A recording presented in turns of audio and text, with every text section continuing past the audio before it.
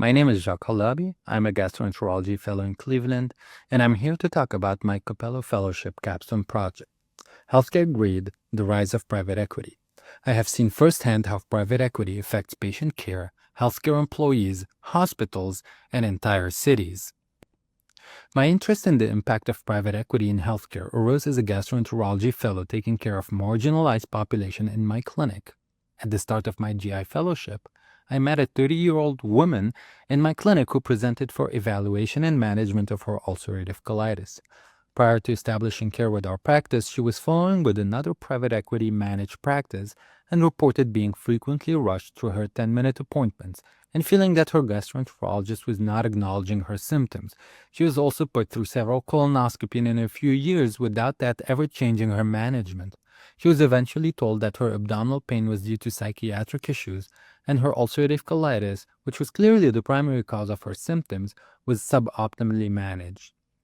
Private equity in healthcare was a new concept to me, and I was interested to learn if private equity involvement in that private practice had any impact on my patient outcome. Private equity are Wall Street firms who are invested in unlisted companies. Recently, they have been involved in a wide variety of markets, including the NFL, but also the healthcare field. Nationally, the total number of private equity deals in the healthcare sector has increased over the past decade and have mostly involved clinic and outpatient services that rely on high procedure volume. This trend is also present in GI practices. Several studies have showed that the effect of private equity on practices has led to increased costs of services for patients, increased procedures without change in outcome. Patients with commercial insurance are usually prioritized, and private equity firms prioritize increased patient visits with less appointment time. The study reference was published in JAMA and revealed that in those private equity firm purchased hospitals, there was a 25% increase in patient complications. This study also argued that fewer patients eligible for both Medicare and Medicaid benefits were treated by private equity firms.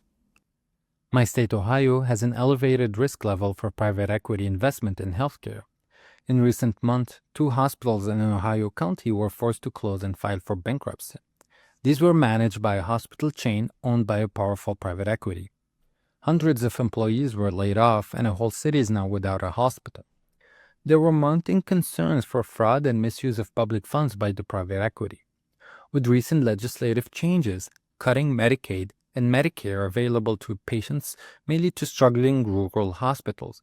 Those will be more vulnerable to private equity takeovers.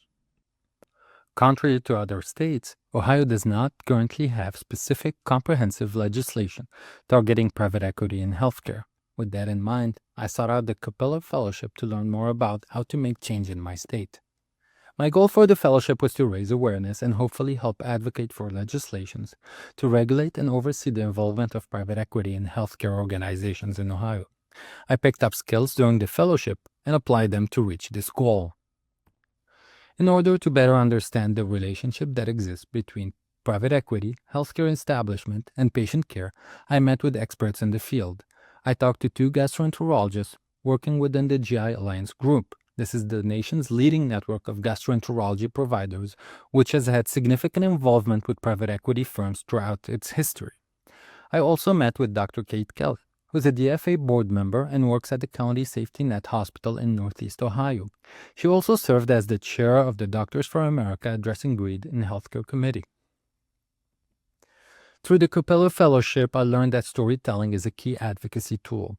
Therefore, I volunteered to present my patient's case at our quarterly regional inflammatory bowel disease conference. This conference is regularly attended by almost 100 gastroenterologists practicing at different institutions in Northeast Ohio. I use this opportunity to advocate for my patient and shine a light on private equity practices and their impact on patients. Through DFA, I also learned that moving the needle on healthcare starts by moving the needle on policy. I therefore decided to write and submit an op-ed to raise awareness on the consequences of private equity investing in Ohio healthcare without any regulation. Op-eds not only raise awareness in the community, but also attract the attention of legislators.